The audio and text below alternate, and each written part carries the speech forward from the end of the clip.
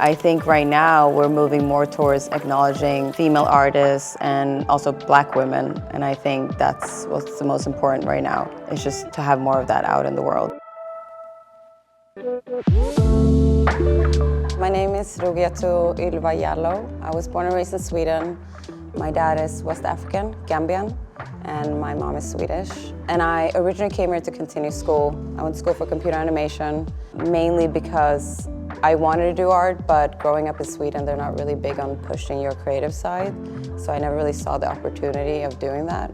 I realized it's way more difficult to get your foot in the door, especially when it comes to fine art. I think what really led me to actually taking steps forward was renting a studio out here, because it allowed me to really put in time into my art. It's kind of difficult to have the same space that you live in and paint to, I guess, progress and just really push yourself, because you get so distracted, and I feel like you're not really getting as creative as what you do when you have like a different space, like a studio space. One of the guys in there, his name's Kanye, he actually kind of became a little bit of a mentor for me and just helped me push myself and explore more my art in a sense of like what type of style I wanted to paint, because I was already painting Black women, but I actually started painting more my story, which is, you know, being a mixed woman and trying to identify with the both sides of being Black and white, of being Swedish and Gambian, and kind of the struggles of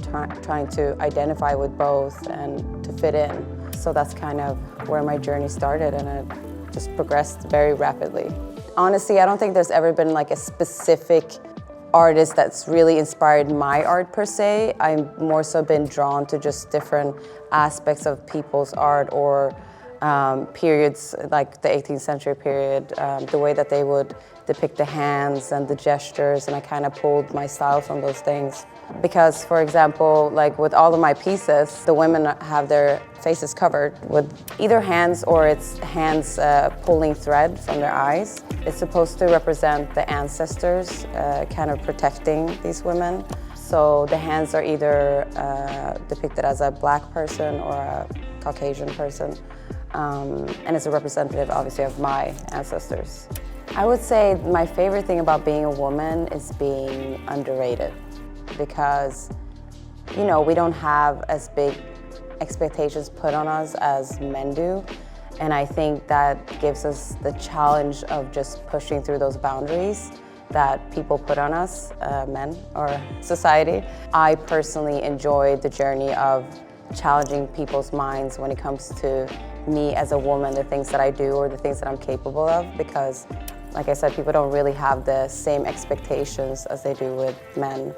And I like that, yeah. I think once you realize that you're, or not realize, but once you are pursuing your passion, I mean, you're like living your dream life already. And I mean, I will definitely say I struggled. There was times where I was struggling, like eating rice with like salt. Like I was struggling sleeping at my friend's couch, but I just was so adamant on like, this is what I want to do, so this is, I'm gonna make it. Like, I just have to keep pushing it. Like, I just have to keep pushing myself and just remain patient. Like, it might take 10 years or whatever, but like, I'm gonna get there. Like, there's no other options. This is what I want to do. I mean, like I said, you kind of have to be like delusional about it, because there were so many things showing me that I probably wouldn't make it, but, or not probably, but that's what anybody else would have been like, yeah, probably given up. But I just, for me, that just wasn't an option. Like, this is what I wanted to do. So I just kept pushing and, you know, finally made it. I think I would tell my younger self that your whole mindset is going to change once you get to 30. Because my entire teenage years and my 20s was just filled with self-doubt, and you know, I still obviously have days where I sometimes don't feel good about myself, but it's on a whole different level when it comes to self-love now. And I think that was my major struggle growing up and even into adulthood. And I would just say to just stay patient, like remain patient. Like, it's gonna be so different when you hit 30. You're literally so much wiser, even though it sounds weird to even say that. I think some people might think that's a weird thing to say, but like, you really are wiser when you hit 30, and you just have a different sense of life and self-love, yeah. I don't think I necessarily want to be remembered. I don't really care about me personally being remembered, but I want my pieces to last. Like I want them to be remembered for the story behind it. But also because, like I mentioned, because I'm a woman, a female painter, and a Black woman on top of that. And I think that's what's the most important right now, is just to have more of that out in the world. I would say within art, I definitely feel limited. I think it's almost like a hype behind male painters, and curators and gallery owners will be very hyped about them and celebrate them, but you don't see them do the same thing towards female artists. I'm seeing a little bit more of it, but it's such a big contrast, and it's very frustrating as a female artist to see that and have to deal with that.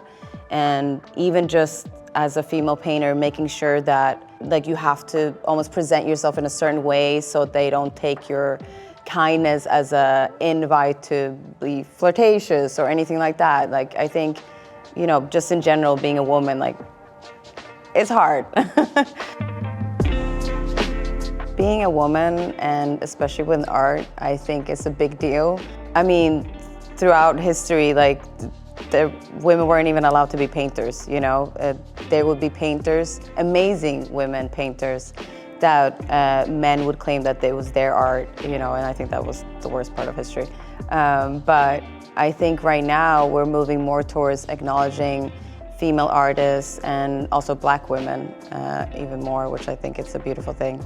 But we're still so underrepresented, and I think one thought I've always had when I go to museums, and the majority is male painters. And Black women are obviously non-existent, basically. But yeah, I think that's I feel like I'm part of a really important deal of history of just being one of those females that are pushing through those barriers. And I think it's a very exciting thing to be part of that. And hopefully my pieces will be in a museum when I'm long gone.